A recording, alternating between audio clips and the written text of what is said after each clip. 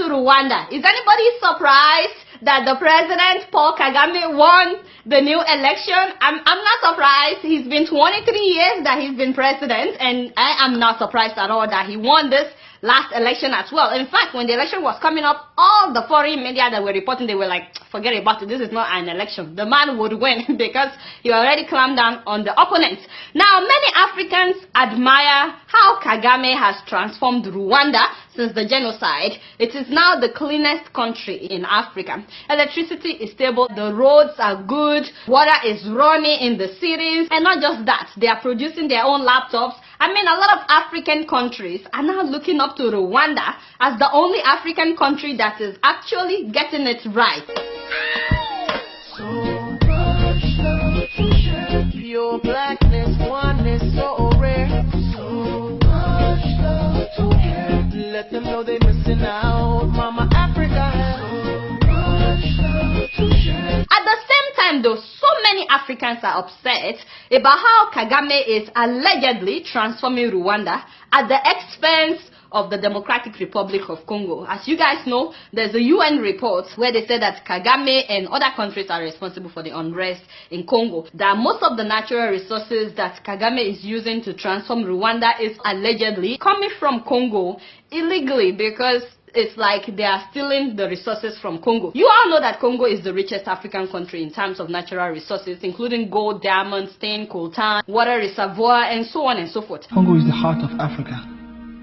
So much natural resources, the animals, the flowers, everything. Because the money is there, the resources are there in Congo, and everybody wants a piece of Congo. Now till today, even though Kagame denies it, there are several reports alleging to the fact that during the genocide in Rwanda, thousands of Hutus fled to Congo, and Kagame got the US's support during the Clinton's administration to go after those Hutus in Congo. Paul Kagame, who led the Tutsi rebellion and was now in charge of Rwanda, saw these militant refugees as a threat to Rwandan national security. In the absence of justice, a terrifying cycle of revenge was about to take hold in Congo, as Paul Kagame's army prepared to massacre what many experts estimate to be hundreds of thousands of refugees. Now, that's another man's country, but they invaded Congo anyway. They went into Congo in the name of trying to kill the Hutus that were there as refugees. And of course, they killed them at refugee camps. These Hutu were not combatants. They were not people under arms. They were elderly. They were women, they were children, they were sick people, and the UN knew about it almost in real time. The UN knew, the US government knew, I believe other governments knew as well. Now the word on the street is that the US supported Kagame because they felt bad that they didn't do anything when the genocide in Rwanda was happening. They did not make an effort to openly investigate those who were not good enough. They allowed investigations to be blocked.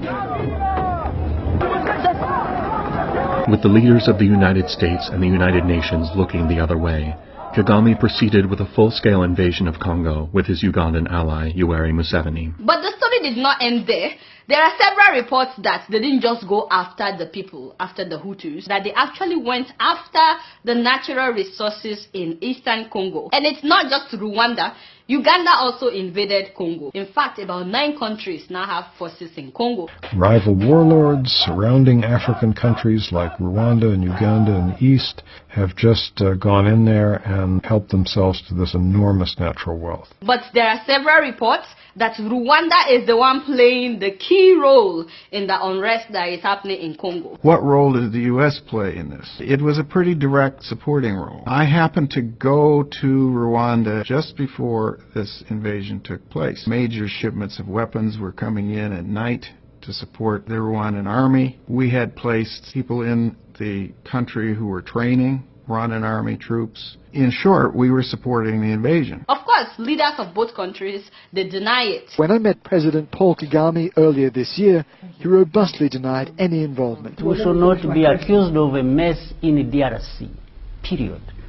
If the DRC is messed up on the hands of its own leaders. Meanwhile, since the invasion of Congo, more than 6 million people in eastern Congo have been killed because outsiders want the natural resources of Congo. I'm not saying 1, I'm not saying 2, I'm saying more than 6 million human beings like you and I. Now, this report was 2010. That's 7 years ago. So a lot of people estimate that by now at least 9 million people have been killed because the war is still going on in Congo. There's a global consensus that exists that says it's okay for nearly 6 million black people to die in the heart of Africa and for us to be silent. It has nothing to do with ethnicity. They killed Congolese like they were flies. You feel a mosquito and you just hit. That's exactly how they kill. It's as long as we can just wipe them out and get access.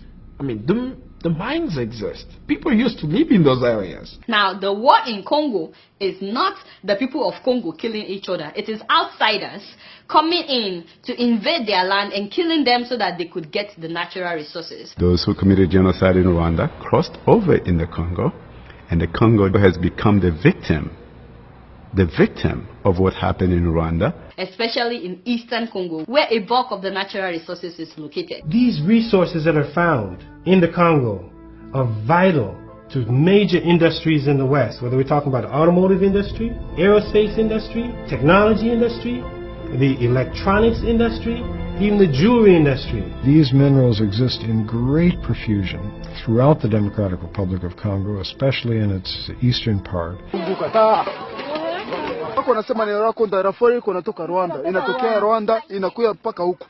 Mambo ya kusema rako iko napigana. Now, for the people who refuse to leave their land in Congo, many of them are either killed or they make them watch as they rape their wives and daughters right in their presence. Rape happened to be one of the weapons that worked the most, because as soon as you destabilize the community, you rape the entire village, the women of the entire village, in front of the children, in front of the husband. That community is broken completely, because the men cannot look at the wives in the eye and say, we were unable to protect you, and the women cannot survive that trauma. You guys know that rape has been used greatly as weapon in eastern Congo. In fact, there has been several reports about how Congo is known as the rape capital of the world. At the same time, they make sure that they destroyed the hospitals so that those that were wounded would die. They don't want them to recover. In fact, someday I need to talk about this Congolese doctor doing amazing things, risking his life to save the women and girls that are raped in eastern Congo. So many of them, he will sew them together and then they will rape them again. He will have to sew them again. In fact, they are taking refuge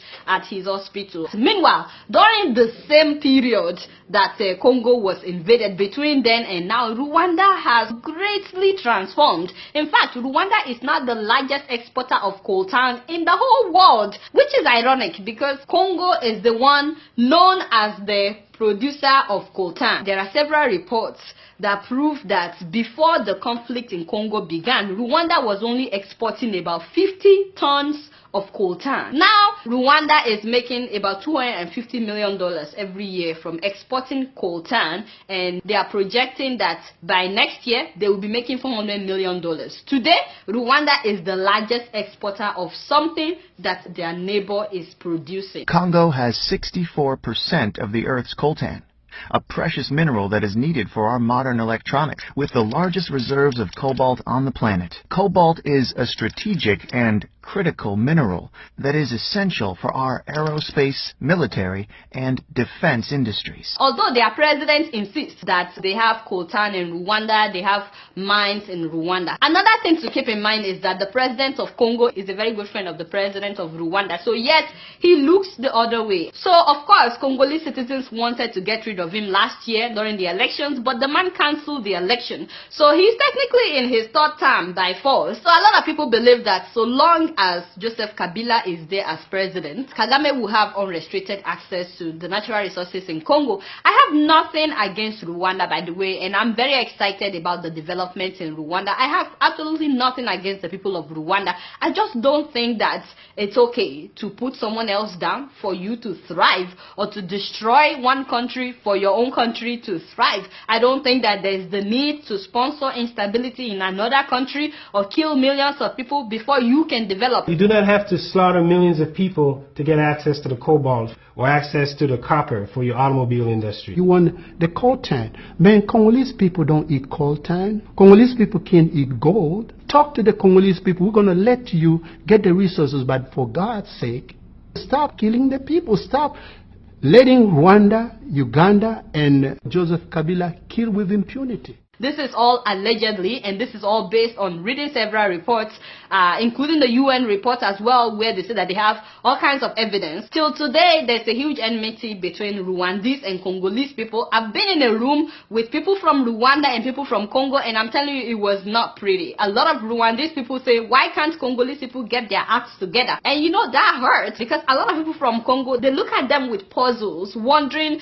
if the people of Rwanda are aware of what their president is allegedly doing in their country. So it's been 23 years since Kagame has been president, and despite the physical transformation that we see in Rwanda, there are several complaints of him clamping down on journalists, especially if anyone tries to report on his ties with the ongoing war in Congo or his role in the genocide. And not only that, it's a crime to protest. So I mean, it's not like you can't protest, but you are responsible for whatever happens to you after the protest, which is why you would never hear people protesting in Rwanda. And there are several political prisoners that have been there for years, and opposition members are usually arrested at the airport if they come back to the country, like the woman that I told you about some months ago. Will you step down in 2017?